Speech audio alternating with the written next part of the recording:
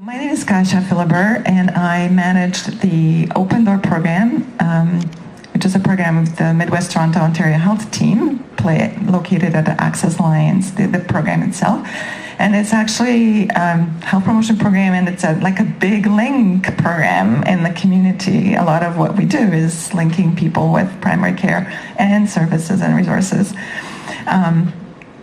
So I have seen attachment as a very important component. As Sarah was saying, it's definitely one of the pillars of primary care to work well. And we know that attachment is a major healthcare system transformation priority.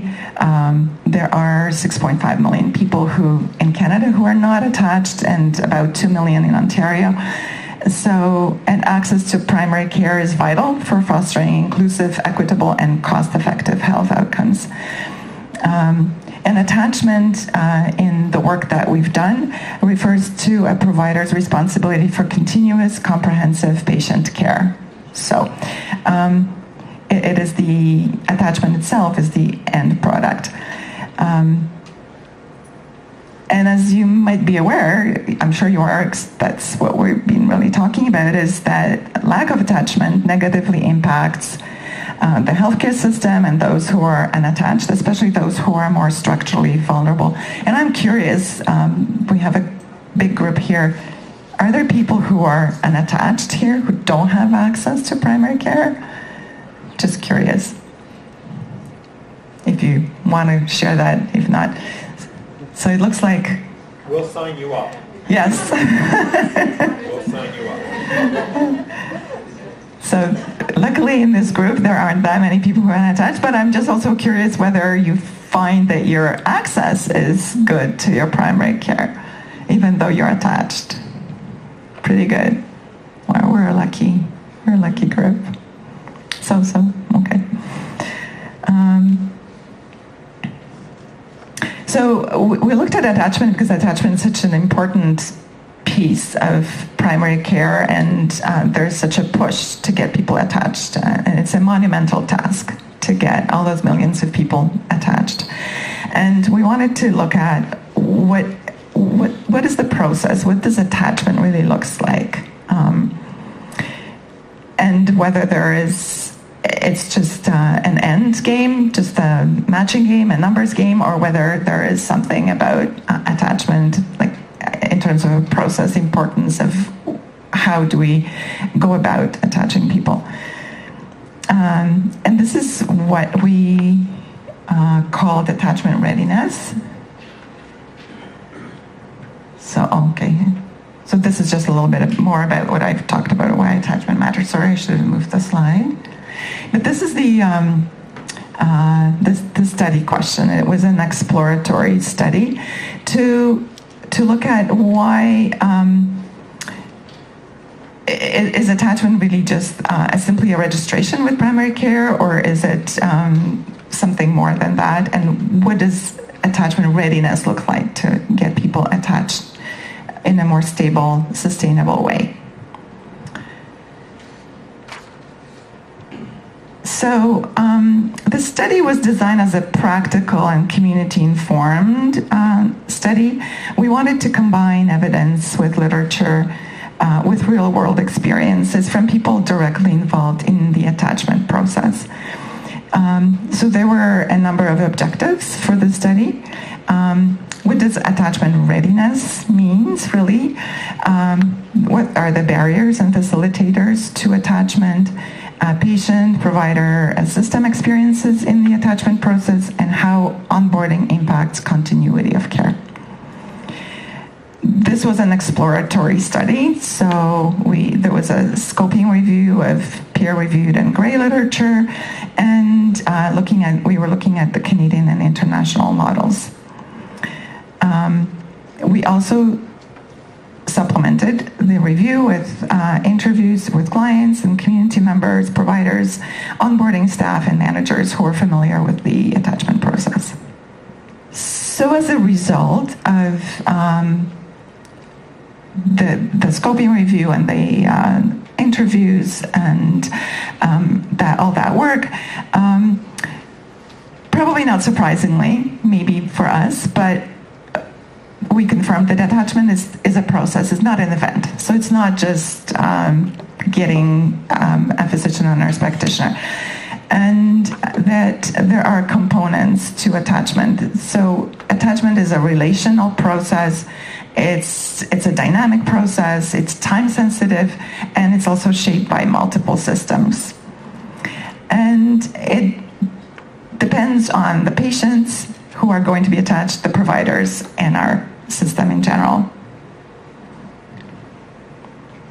And what we also found was important, that we should distinguish attachment from, so just a simple administrative match with a provider, from the process of getting attached, which is called attachment readiness.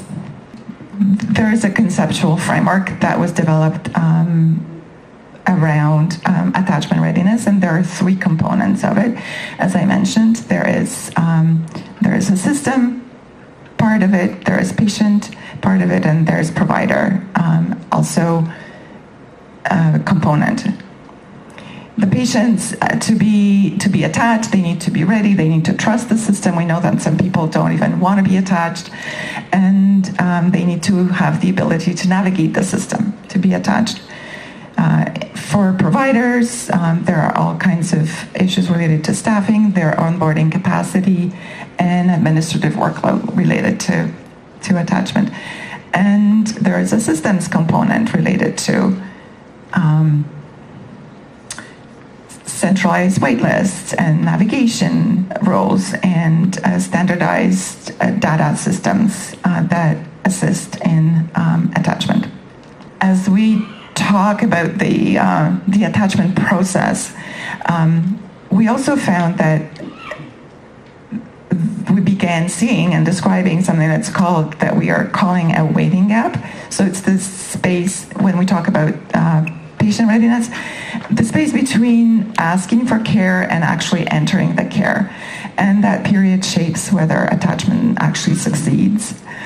So even highly motivated patients can become disengaged when they encounter long wait lists, unclear communication, or difficult navigation processes. And those systems impact the person's ability to get attached. They're frustrated, they may be disengaged, even if they started trusting the system, they might mistrust the system, and this overall delays care. There's also an important piece around invisible work of attachment. And anyone who's actually a primary care provider here might understand or is involved in attachment in some ways. There is a lot of invisible work in the attachment process.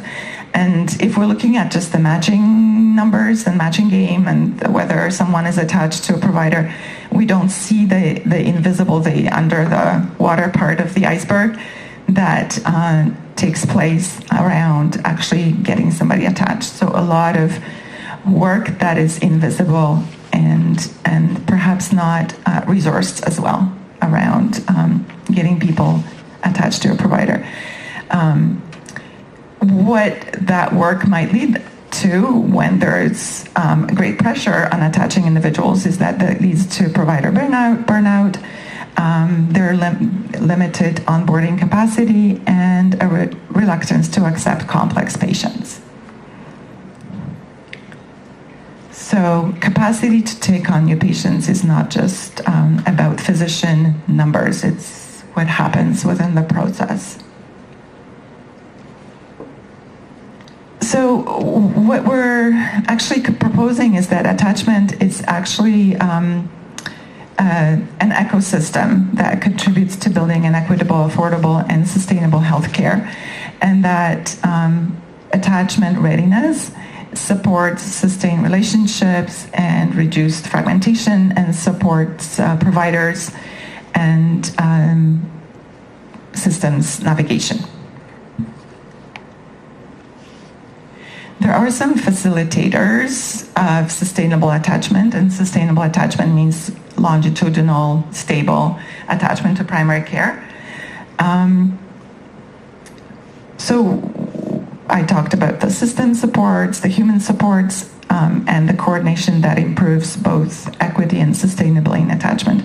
So there are various system supports that were shown to be supporting sustainable attachment, and those might be centralized intake that even Sarah mentioned. That's really important.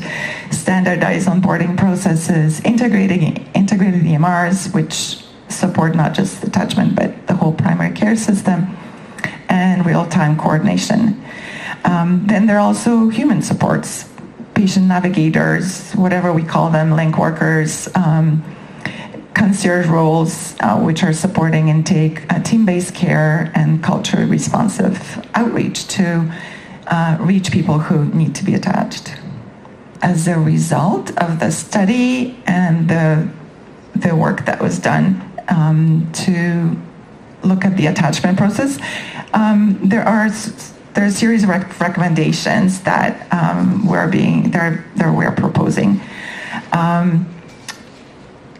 So what this study showed us is that attachment cannot rest solely on the responsibility of patients finding a doctor or providers simply opening more spots to bring in more patients.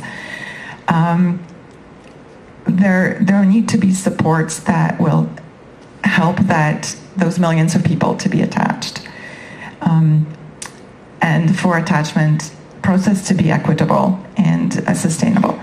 So the recommendations are, for example, to standardize the onboarding process, digital intake systems that speak to each other, prioritizing vulnerability, moving beyond first come, first serve in attachment, but also including social and clinical complexity in the onboarding processes, and definitely supporting provider capacity, recognizing the onboarding labor that goes into attaching individuals, investing in team-based models, and strengthening navigation roles, which comes out over and over again. And also measuring readiness, not only the attachment numbers, but looking at understanding the process of attachment more and measuring it as well.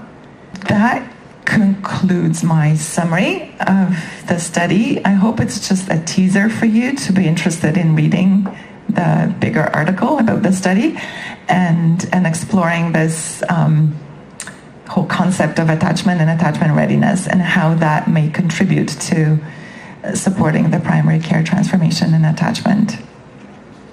And that one big leg.